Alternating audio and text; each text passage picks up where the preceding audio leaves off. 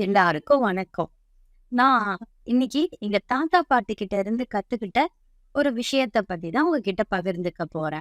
எங்க தாத்தாக்கு ஒரு பழக்கம். அது என்னன்னா, எப்பவுமே எங்க பாட்டிக்கு தினமும் பேப்பர் வாசிச்சு காமிப்பார். அது பயங்கர சத்தமா.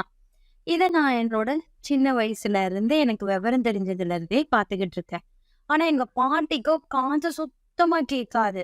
ஆனா எல்லாம் கேட்கிற மாதிரி தலையாட்டுவாங்க.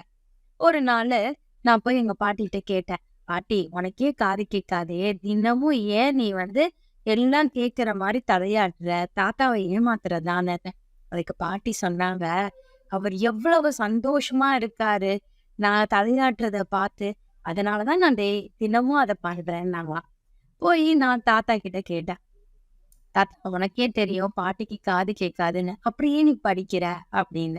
அதுக்கு தாத்தா சொன்னாரு, "நான் படிக்கிறது விஷயம் அவ தெரிஞ்சுக்கணுன்றதுக்காக இல்ல. நமக்காக தினமும் நம்ம கூட இருக்கிறவங்க நேரத்த செலவழிக்கிறாங்க. நமக்காக ஒரு செயல செய்றாங்க. அப்படின்றது அவ முகத்துல தெரியுது. அந்த சந்தோஷத்துக்காக தான் நான் அந்த வேலைய தினமும் செய்றேன்." அப்படின்னாங்க. அப்பதான் எனக்கு புரிஞ்சது. அன்புன்றது ஒருத்தருக்கு ஒருத்தர் வாங்கி குடுக்கல. என்னதான் எங்க பாட்டிக்கு காது கேட்காம தலையாட்டினாலும், எங்க தாத்தா சந்தோஷப்படுறாரு. நமக்காக செய்றத நம்ம சந்தோஷமா ஏத்துக்கிறோன்றத அவர் புரிஞ்சு சந்தோஷப்படுறாரு. அதே மாரி எங்க தாத்தாவும் நம்ம ஒருத்தவங்களுக்கு தினமும் ஒரு வேலைய செய்யும்போதும், அதுவும் அன்போட செய்யும்போது, அத மகிழ்ச்சியா செய்யணும் அப்படின்றதையும் நான் கத்துக்கிட்டேன்.